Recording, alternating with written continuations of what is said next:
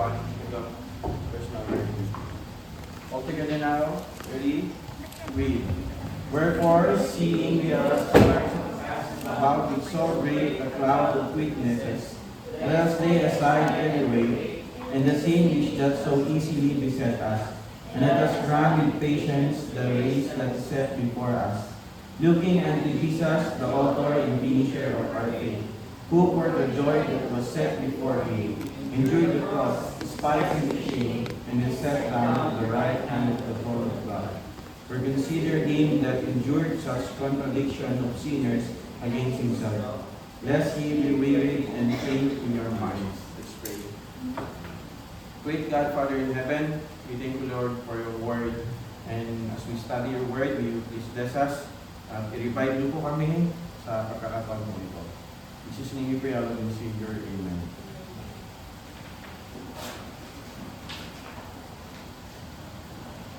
Okay po, so I prepared the slide in order for us to really understand, mas maintindihan po natin yung topic lesson po natin yung hapon. Wait lang po. So, salamat sa mga kids. May yung special number, nothing but the blood of Jesus. Punta pa tayo sa next slide. So, ito po yung last day ng buhay ni Jesus Christ. Nakikita niyo po ba? Kita nyo. So, ito, Last Supper, yung the same night kung kailan pinagkaluluwa si Jesus Christ, yun din yung night na nag-Last Supper sila. So, this one, ito, upper room. So, makikita nyo, outside siya ng city. So, itong part na to, yan, city yan. Okay? Mapapansin nyo yung Golgotha o yung Calvary, outside siya ng city. Kasi, yan ang sabi ng law. Now, itong upper room, dyan institute ni Jesus Christ yung Lord's Supper. And after that, pupunta dito sa Garden of Gethsemane, and then House of Caiaphas, then Praetorium, and then Golgotha. Time to time, babalik po tayo dyan. Pag-usapan po muna natin yung Last Supper. Now, the Last Supper and the Lord's Supper, Jesus spent the last hours before the crucifixion at several places in Jerusalem. Yan po yung 5, bago siya ipako. And he started the evening in the upper room in southwest Jerusalem. This part. Now, at the Last Supper, and first ever Lord's Supper, he told the disciples na ang kanyang katawan at ang kanyang dugo will be given for them. Ang aking katawan at ang aking dugo ay ibibigay para sa inyo.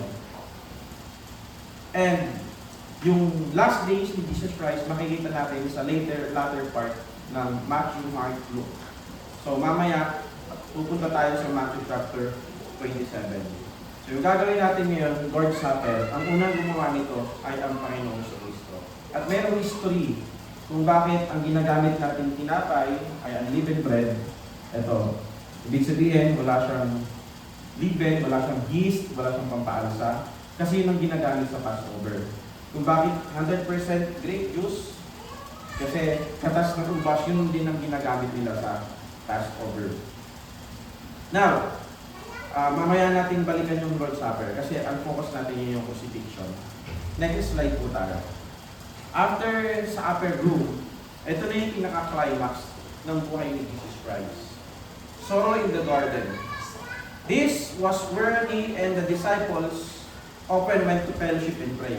Pero sa pagkakataong ito, yung Garden of Gethsemane, ito ang place kung saan siya ipagkalulo na isang kanyang apostol na si Judas at ia-abandon siya ng kanyang mga apostol, ng mga disipulo. In Matthew chapter 26, please look with me. Iba-iba yung pag-aaral natin ngayon. Marami tayong scripture na titingnan. Kaya, para mas manamnam natin yung salita ng Diyos, hinihingi ko yung full attention nyo. Huwag muna tayo mag-cellphone, huwag muna tayong kumain, mag-aaral muna tayo ng salita ng Diyos. Matthew chapter 26, verse number 31. Sabi ng Panginoon, then said Jesus unto them, all ye shall be offended because of me this night. For it is written, I will smite the shepherd, and the sheep of the flock shall be scattered abroad. So bago ipagkalulo ni Judas, at bago siya ay abandon ng kanyang mga disipulo at mga apostol, alam na to ng Panginoong Kristo. So na-anticipate na ni Lord, alam niya na yung mangyayari na siya ay ipagkalulo ni Judas. And he prayed to the Father. Sinabi niya sa Panginoon, my soul is exceeding sorrowful, even unto death. Sabi niya sa mga disipulo, knowing nung mangyayari sa kanya, ang Panginoon Kristo ay nagkakaroon ng tinatawag na mental depression or sobrang stress. His humanity, ang kanyang pagkatao, was desiring to avoid all this pain and suffering. Jesus Christ as God, alam niya yung mga bagay na mangyayari sa kanya. Alam niya every detail. Mamaya makikita natin yung specific na gagawin sa Panginoon Kristo. Dahil alam niya lahat ng mga bagay na ito, gusto niya in His human form, human body, nais na itong iliban o hindi mangyari sa kanya. Kaya nag-pray siya sa Panginoon. Matthew chapter 26, verse number 39, sabi ng Panginoon, and he went a little farther and fell on his face. That is in Garden of Gethsemane, and prayed, saying, "Oh my Father, if it be possible, that this cup pass from me." Now, ano itong cup na to? Ano itong saro na to? Yung saro po na binabanggit dito ni Jesus Christ, ito yung wrath of God. Sabihin niya natin, wrath of God. Yung galit ng Diyos na ibubuos sa Kanya, sapagat ang kasalanan ng sanlibutan ay mapupunta sa Kanya, at yung justice ng Diyos, yung galit ng Diyos, mapupunta sa Kanya. Sabi niya sa Panginoon, sa Kanyang Ama, itong sarong ito, itong wrath of God, ay hindi niya nawa maranasan, but He said, nevertheless, not as I will, but as Thou will. And, look at this. Kung pupunta tayo sa Luke, at the step, Luke chapter 22, verse number 43 to 44. Tignan po natin. Luke chapter 22. Medyo mahaba ito mga kapatid ha. Minsan lang ako mag-preach ng mahaba o magturo ng mahaba. Just bear with me. Verse number 43. Diyan na kayo.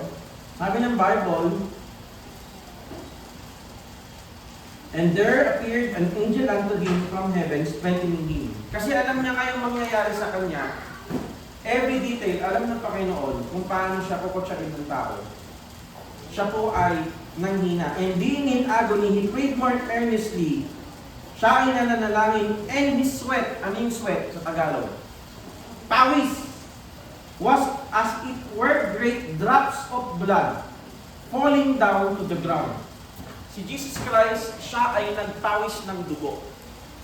Sa sobrang stress na naranasan niya, dahil alam niya ang mangyayari sa kanya, every detail, nagkaroon siya ng tinatawag sa medisina na hemorrhagitis. Balik tayo sa slides natin. Ano yung hemorrhagitis? Jesus Christ was in so much distress that the capillaries, this part, ayan, yung mga ugat, sa brain, sa ulo, in his face ruptured and bled. So ang tawag dyan sa medisina, medical field ay hemorrhagitis. That is the mental diagnosis. Ang mga skeptics before, they said, the Bible is wrong because it is not possible na isang tao ay magpawis ng dugo. Pero ang modern medical field, ang tawag nila dito, dahil sa kanilang research, maaari itong mangyari sa mga tao deep despair, sobrang stress na stress. Magpuputukan yung ugat sa kanilang ulo at magpapawis sila ng dugo. At yan ang nangyari kay Jesus Christ. Dahil alam niya every detail yung mangyayari sa kanya that night and tomorrow. Now, let's go back to Matthew chapter 26, verse number 47. It says here, while he yet spake, lo, Judas, si Judas, one of the 12, came, and with him a great multitude with swords and staves. Meron silang mga pamalo, meron silang mga swords. from the chief priests and the elders of the people. And Jesus said unto him, Friend, sabi niya kay Judas, Friend, wherefore art thou come? In Luke, makikita natin, sabi niya kay Jesus Christ, kay Judas, sabi ni Jesus, Betrayest thou the Son of Man with a kiss? Then they came and laid hands on Jesus and took him. Verse number 56. But all this was done, all the scripture of the prophets may be fulfilled. Then all the disciples, look at that, forsook him and fled. Now, hindi lang mental distress ang naranasan ni Jesus Christ, kundi yung emotional distress. Bakit? Kasi iniwanan na siya ng kanyang mga disipulo. Now, let's go to the next slide. Tingnan natin yung pagkaka-aresto sa kanya. So, dito siya, upper room, then nagpunta sila sa Garden of Gethsemane, then after nyan sa house of Caiaphas. Now, from Garden of Gethsemane, papungo sa house of Caiaphas, that is 4 kilometers. Mula dito hanggang site, mga 2 kilometro, no? Mga ganon. Siguro mula dito hanggang dun sa may... Medyo malayo-layo. Ang point dito, mga kapatid, from Gethsemane, inaresto siya 1 a.m. to 3 a.m. Ito yung interrogation na tinatawag. Kaya nga yung interrogation na ginawa kay Jesus Christ ay illegal kasi ginawa ang kanyang paglilitis gabi or madaling araw. Hindi legal. And they that have laid hold, Matthew chapter 26 verse 57, and they that have laid hold on Jesus, led him away to Caiaphas the high priest. Bakit dito? Kasi doon nakatira yung high priest 4 kilometers from Garden of Gethsemane, where the scribes and the elders were assembled. Imagine ninyo, gabi, nagpe-pray si Jesus Christ, maybe midnight, inaresto siya sa Garden of Gethsemane. He was then forced to walk 4 kilometers from Garden of Gethsemane to house of Caiaphas. And he would be exhausted by the light of morning. Meaning, kasi 5 o'clock, lilitisin na siya ni Pilato eh. Walang tulog si Jesus. So, mentally distressed, emotionally distressed, physically, hindi pa nangyayari yung paghahampas, ang Panginoon sa Kristo ay pagod na. Let's go to Matthew chapter 26, verse number 62. And the high priest arose and said unto him, Answerest thou nothing? What is it which this witness against thee? But Jesus held his peace, and the high priest answered and said unto him, I adjure thee by the living God, that thou tell us whether thou be the Christ, the Son of God. And Jesus said unto him, ano sabi ng Panginoon? Pasan yan? Sabi niya, thou hast said. What does it mean? Sinasabi ni Kristo, yes, I am. Sabi ng high priest, ikaw ba si Kristo, ang anak ng Diyos? Sabi ni Kristo, yes, I am. Thou hast said. And he said, Nevertheless, I say unto you, hereafter shall ye see the Son of Man sitting on the right hand of power, and coming in the clouds of heaven. Then the high priest rent his clothes, saying, He hath spoken blasphemy. Yan ang kinasok kay Jesus Christ. That is not worthy of death. Kasi ang nag-accuse sa kanya ito, yung high priest, mga religious elites. What further need have we of witness? Behold, now we have heard this blasphemy. What think ye? They answered and said, He is guilty of death. Sinabi ng Panginoon ang katotohanan, but this is their response. That was said. Pero ito ay nangyari upang matupad ng Scripture. Let's go to the next slide. Now, from 1 a.m. to 3 a.m., dyan yung interrogation. Then after that, pimunta na siya sa paglilitis. So, 2 beses hinagupit or 2 beses ginulpi si Kristo. Okay? Ito yung unang beses. Sa Matthew chapter 26, verse number 67, let's go there. Andyan pa po tayo. Matthew chapter 26. Tayo sa Matthew 26. Verse number 67. Then did they spit in his face and buffeted him, and others smote him with the palms of their hands, saying, Prophesy unto us, thou Christ, who is he that smote thee? So ito po ang nangyari. They spit in his face. Sa Luke chapter 22, siya ay blindfolded, nakapiring, then pinagsasapak siya. And then, in Luke chapter 22, they struck him on his face. So, ito yung unang paggugulpi sa kanya. Nasa ito? Ito yung dadaling pa lang siya kay Pilato. Siya ay binuruan, binblindfold, and then binigwasan, tapos pinalo sa mukha. Yan yung ginawa kay Jesus Christ. So tayo, hindi pa natin naranasan yung nakapiling tayo tapos talagang bibigwasan tayo, hahampasin, duduraan. Ito yung unang pagbubugbog na ginawa kay Kristo. Now, nung pumunta, next slide. Okay? Ito na yung pinakamatindi. 5 a.m., na kay Pilato na siya. Pilate and the scourging. In Matthew chapter 27, so punta na tayo sa 27. Wala na tayo sa Matthew 26.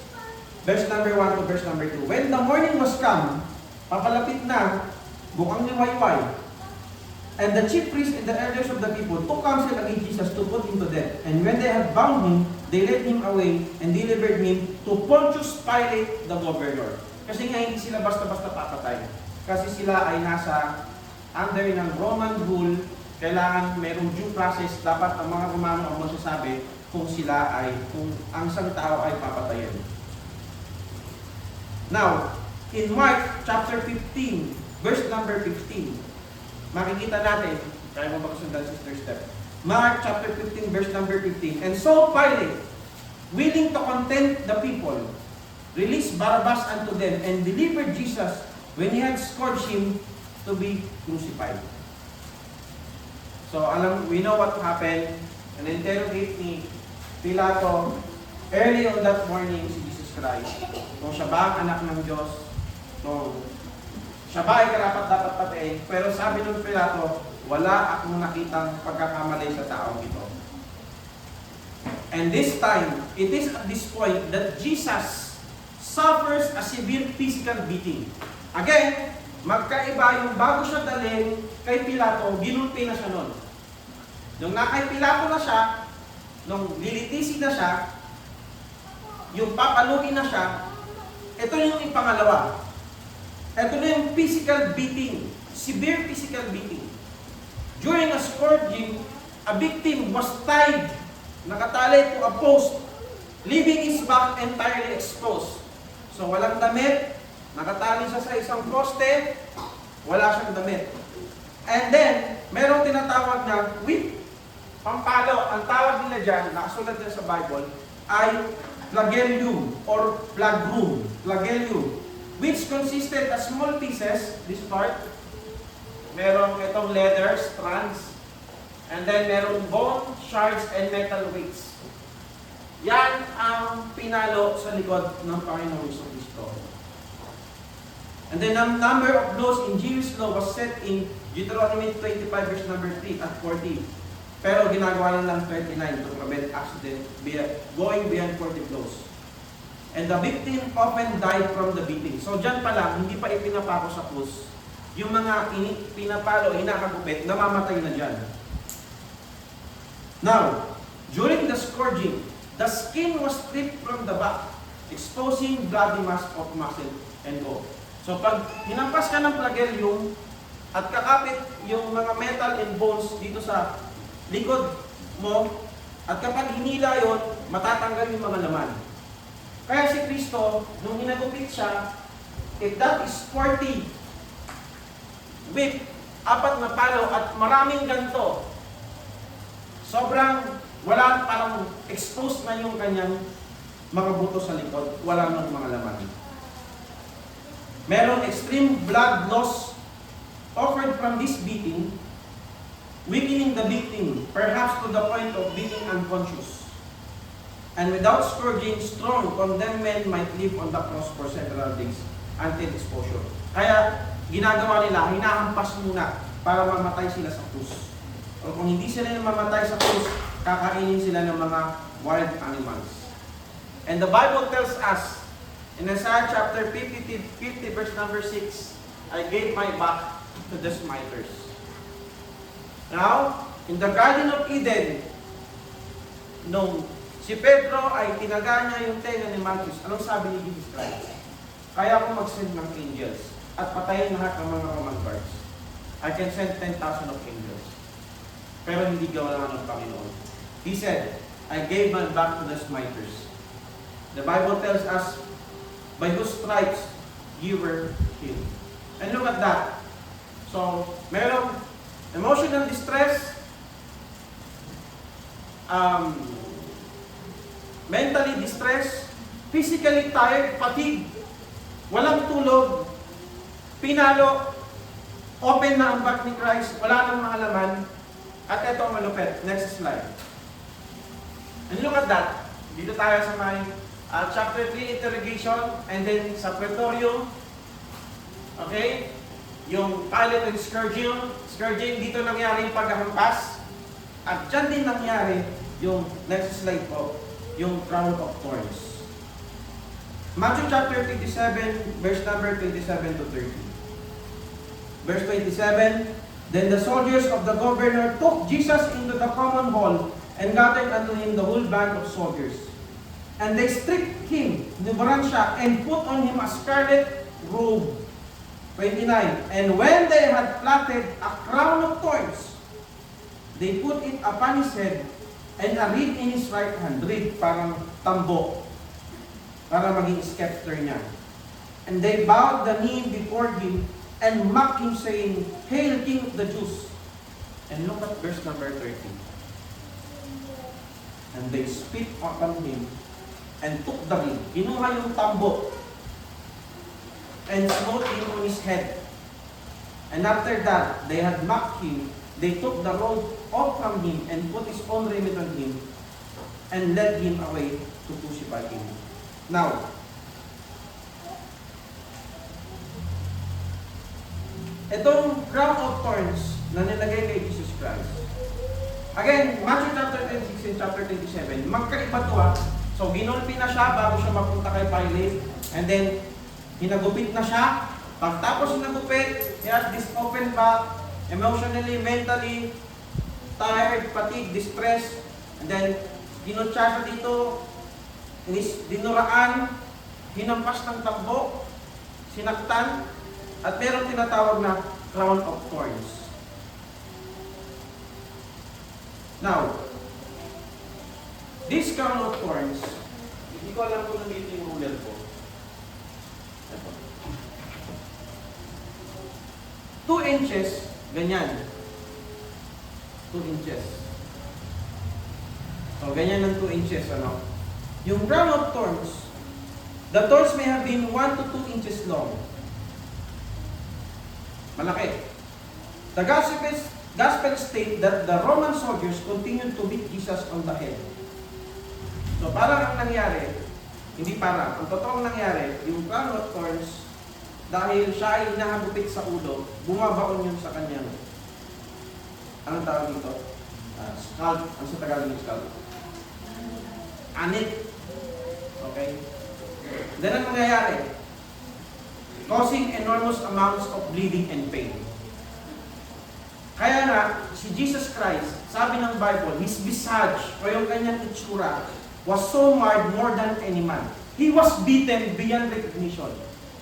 Bago pa siya ipako sa krus, since madami ng dugo dito, okay, nakabaon yung 2 inches ng mga thorns sa kanyang ulo. Pinagsasapak siya, dinuraan siya, lahat na nakahihiyan. At ito pa, ang sabi ng Bible, yung kanyang balbas, ay tinanggal. Gawin nyo sa paa nyo, di ba may mga buhok tayo sa paa, boys? Magtanggal kayo ng isa. Isa lang. Wag ngayon, mamaya. Ano mangyayari dyan? Magsusugat dyan at dapat sakit. Paano pa kaya yung dito? Si Kristo, sabi ng Bible, His birth was plucked off. Not one, not two. Yung kanyang balbas ay tinanggal. Napakasakit. According to Isaiah, Jesus' beating caused his face to be marred more than any man. His face was unrecognizable. Hindi na natin siya makikilala. It was a swollen, bloody, turned utter mess. But the worst is not yet to come. Hindi pa ba sapat yun? Yes. Pastor, matindi yan. Opo. So ulitin natin, mentally, physically, stress. Yung 2 inches na mga toys nakabaon sa kanyang ulo, bloody, open back, hinang-hina, wala pang tulog, hinang-hina na. But the worst is not yet to come. Next slide. The way of the cross. Etong dala-dala ni Jesus Christ. Nung si Jesus Christ ay, di ba ang nakikita natin sa palabas, yung cross, bit-bit-bit niya na. Pero according to studies, ang bit-bit niya pa lang, yung ganon. Yan ay naglalaman ng almost 50 kilos na binubuhat ni Jesus Christ. In Matthew chapter 27, verse number 31, and after that, they had mocked him, and they took the robe off from him, and put his own raiment on him, and led him away to crucify him. From the bloody beating he just suffered, then Jesus walked on the path known today as Via Dolorosa, the way of suffering, to be crucified at Golgotha. So parang half kilometers, wala pang isang kalahating kilometro ang nilakad ni Jesus Christ from dun sa place kung saan siya hinampas papunta sa Golgotha. He's carrying the crossbar of the cross. Ang tawag dyan ay patibulog across his shoulder na may bigat na 49 kilos. Kaya nga, kung si Kristo hinang-hina na, halos namatay na, pabubuhatin pa siya ng 50 kilos na crossbar, hindi niya mapipigilan yung kanyang pagbagsak. Kaya mayroon tinatawag na tao na si Simon the Cyrene. Siya yung tumulong kay Jesus Christ, buhatin yung crossbar. But some scholars, they have this debate if Simon the Cyrene really helped Jesus Christ. Pero talagang babaksak si Kristo sa Via Dolorosa, sa way of the suffering. And after that, a place of skull. Next slide. And when they were come unto a place called Golgotha, that is to say, place of a skull. Yung Calvary also is translated as referring to a skull. Meron, pinako siya. Merong dalawang magnanakaw. Christ would bear the sins of the world. Kasama yung dalawang magnanakaw. The Roman guards who accompanied him in the procession were required to stay with him until they could substantiate his death. Talagang patay na siya. Now, nung una, ano nangyari? Merong refusal. Bakit? Merong vinegar na ipapainom kay Jesus Christ pero tinanggihan niya. Kasi para mamanhid yung katawan niya, hindi niya maranasan yung nararamdaman yung pagpapako na gagawin sa kanya. Pero hindi niya ito ininom. Nung natikman niya na ito ay merong merong pampamanhid, hindi niya ininom. Instead, Christ chose to suffer all the pain of the crucifixion. At ito na yung crucifixion ni Lord. Next slide po. Nailing at the cross. Yung pako po na ginamit ni Jesus Christ, according to studies in history, hindi po, ito pong ruler na to ay 6 inches lang. So, kung 7 inches, parang gadangkal ni Pastor Dom, yung pako na ginamit. sa Panginoong Jesucristo. Now, dito pinako may debate kung saan siya pinako, dito o dito. But ang mga Romano, dito nila pinapako. Because in ancient time, apart ang hand mula dito hanggang dito. So wrist is part of the hand. So yung hand na sinasabi doon, mula dito hanggang dito, dito ipinako si Jesus Christ. 7 inches na pako. And then, next slide na natin understand. He asked the Lord, when Christ was crucified on the cross, He said, my God, why thou hast forsaken me? Ano ang naramdaman ni Jesus Christ nung siya ay nakabayubay sa krus ng Kalbaryo? It was written in the book of Psalms. Psalms chapter 22, buksan natin, verse number 1. My God, why thou hast forsaken me? Why art thou so far from helping me, and from the words of my roaring? I am poured like water, and all my bones are out of joint. My heart is like wax. It is melted in the midst of my bowels. My strength is dried up like a potsherd, and my tongue cleaveth to my jaws, and thou hast brought me into the dust of the dead. For dogs have compassed me, in assembly of the wicked have enclosed me. They pierced my hand and my feet. I may tell all my bones, they look and stare upon me. They part my garments among them, and cast lots upon vestures. And this was the first time sa buhay ng Panginoon, so far, na nirecord ng Scripture na yung Father, Jesus Christ, addressed Him, the Father, as God, not Father. Sa Tagalog, sa madaling salita, ito yung unang pagkakataon na si Kristo, in-address niya ang Father, not as Father to be God. Why? Because from the eternity past, their fellowship, kahit si Kristo ay nagkatawang tao na, ang fellowship nila, united. But merong pagkakataon when Jesus Christ stepped in our human realm, sa ating oras, na nanghiwalay ang Ama sa Anak because the sin of the world was poured upon Him. At ano ang pinamatay ni Jesus Christ? The crucifixion can't make Jesus Christ to be dead. Because the Bible tells us that no man can take His life from Him. Ilelay down na ito. Now, next slide. Sa cross, pinako ka ng 7 inches na pako, dito, at sa paa. So, meron kang position. Meron dalawang position sa cross. Y position, tsaka T position.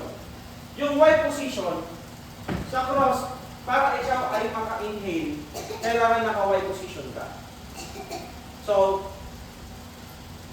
pag-exhale mo, dapat ikaw iangat mo yung, mayroong explanation dyan, yung ribs, cage, etc., all those things. Kapag ikaw ay mag-exhale, pag sinabing inhale, hinga, exhale, buga. Pag naka-inhale, naka-Y position si Jesus Christ. Pag mag-exhale siya, dapat mag-T-position siya. Kung hindi niya gagawin yun, ganun ang dapat gawin upang ikaw ay hindi ma-suffocate. Ikaw ay magkaroon ng hangin. So, when He was at the cross, hindi lang siya nakaganon. Constant, Y position, T position, inhale, exhale. Remember, He cannot see. And remember, He has this open back. I believe na yung kahoy, hindi yung ganito, makinis. No. Kung meron kang open back, wala kang laman, at merong kahoy na hindi makinis, and then you need to lift yourself to exhale. At ang pinakamasakit doon, yung pag-exhale ng Panginoon kasi mararamdaman niya lahat ng sakit sa kanyang wrist, sa kanyang paa. And Christ knows that in every detail. And He said, I thirst. Nung narinig ng mga sundalo na siya ay nahihirapan, Gumawa sila ng vinegar. And this time, Christ took it. So dalawang pagkakataon. Yung una, hindi niya, yung meron pa pamamit, hindi niya kinuha. Then pangalawa, kinuha niya. Why? Because this is the time, He will say, it is finished. Father, to thy hands I commit my spirit. Then after that, next slide. Meron pa next slide. Ayan. Yan kahaba yung then next slide pa. Ayan. Nung si Kristo namatay 3 p.m., ang langit ay nagdilim, sabi ng Bible, at ang tabing ng templo ay nasira mula sa taas hanggang sa baba. It is excruciating the experience of Jesus Christ on the cross of Calvary. When I'm studying this, a lot of times, when I first studied this, I cried a lot. Lord, who am I? And when I review this again and study this again, hindi mo mapipigil ang lumuha. And the question is this, Lord, why? You know what is the answer? It was for me. It was for you. It was for all of us. Na ikaw at ako magkaroon tayo ng salvation. Why choose a simple stone? Why wander poor and homeless? The King and Lord of all. Why need a lonely beggar? Why cause the blind to see? The light of all creation shining there for me. So my brothers and sisters in Christ, hindi natin po papakabayan. It was for me, it was for you, He cried. For me, He died. For me, He shed His blood upon the tree. It was for me He came. For me He shaved. For me, all precious name, it was for me. It was for you, it was for all of us. Now, the question is this. I want to end with this hymn. Can you please turn with me in hymn 107? I think it is hymn 177. Oh, no. Hymn 117. This is our conclusion. Please read this. And as we read this hymn, imagine mo na ito ay boses ng Panginoon na kinakausap ka. Diyan tayo, hymn 117, 117, I gave my life. Diyan ba sa ano? Kung wala, okay lang. Pero dito sa hymn natin. Now, imagine natin na ang Panginoon ay nagsasalita sa iyo and is asking you, He's telling you this hymn. Verse number 1, I gave my life for thee, my precious blood I shed, that thou mightest ransom me and quicken from the dead. I gave my life for thee, what thou hast given for me. Number 2, for my Father house of light, my glory circled throne. I left for earthly night, for wandering sad and lone. I left it all for thee. Hast thou left all for me? I suffered much for thee, more than any tongue can tell, of bitterness, agony, to rescue thee from hell. I borne it all for thee. What hast thou borne for me? And last, and I have brought to thee, down from my home above, salvation full and free, my pardon and my love. I bring which gift to thee, what thou hast brought to me. My brother and sister in Christ, nawa po, sa pagkakataon ito, alalahanin natin ang ginawa sa atin ng Panginoon sa Kristo at magsilbi po ang motibasyon na mas maglingkod po tayo sa Kanya. Let's all stand up and let's sing hymn 150, Near the Cross.